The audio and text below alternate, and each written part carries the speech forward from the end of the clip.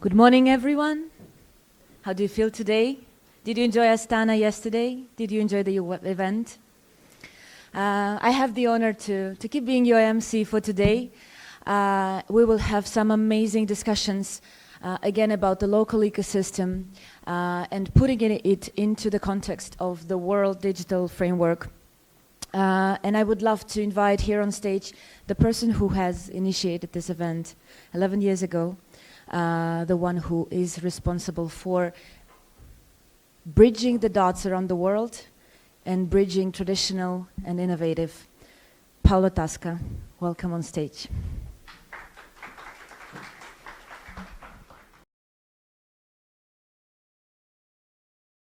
So I will be very quick because yesterday I gave my remarks in front of the governor and deputy governor. So I would like to thank you all to be here and survive to the first day actually. But new speakers are coming today, I guess. So we are going to have an exciting also good panels. And good papers that are going to be presented. Of course, thanks again to the essential to the National Bank of Kazakhstan for their kind hospitality. Yeah, just to summarize a bit yesterday what happened, right? During the day, we had an interesting panel between the different Kazakh authorities. And what emerged from this panel actually was an interesting type of dynamics that in this country we can witness, which is an open and structural collaboration between these regulators. And the interesting part that people from outside Central Asia can learn is that the regulation here works like is not monolithic, but it works like a puzzle. So we have different pieces that are built together. First, we have the implementation from policies and rules from the National Bank of Kazakhstan. Then you have the Astana International Financial Center, and that do the initial crypto regulation that cover also mining. And yesterday we heard, exciting new project, a new regulation that will, interact with the former one about the new futuristic digital city, Alatau, in Almaty area. So that's interesting how these different regulators at national and local level do work together. Then the second panel was interesting also, keeping also on the topic of the compliance and competitive advantage. And of course, what emerged was not much something new because, everybody say, okay, we want a stable regulatory environment. Who don't want this? Everybody wants this. We want consistent plans. But what is important that probably emerges that, the people say during the panel that they are ready to absorb some compliance costs, although there are important factors in the business model, if in exchange for long-term plans and clarity, which is probably something important. So the need for the industry to have to also different type of mindset with respect to opportunistic type of behavior, more a constructive long-term collaboration with the regulators. Then we have a nice paper presentation about AI for financial institutions and how AI can, bring more efficiencies and, these result from, addressing inefficiencies in the legacy technologies, sovereign-oriented and privacy-oriented regulation.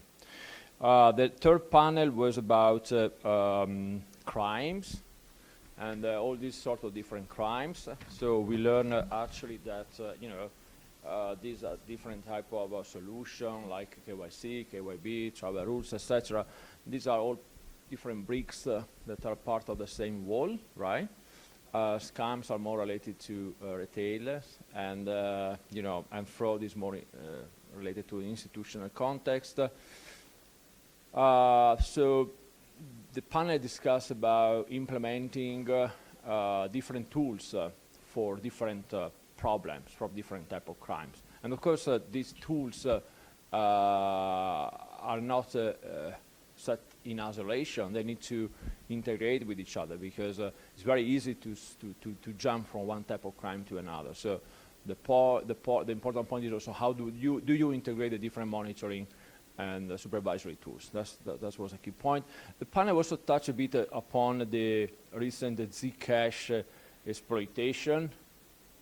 Zcash, do you know what Zcash is? Right, do you know what the market capitalization of Zcash is? What is the market capitalization? Yeah, 7 billion, it was about 8 billion few months. So, but what is important that you see, okay, there was this type of AI that exploit a bug, and they started minting coins, right? I think a couple of things I learned from this, looking at the price actually. The price didn't much collapse. It's the same more or less level of drawdown than Bitcoin and others. So, okay, what does it mean? That probably the community discount these type of attacks already, and these are already priced in, because the current market situation is mainly driven by macroeconomic dynamics rather than idiosyncratic shocks like this one that happened to Zcash.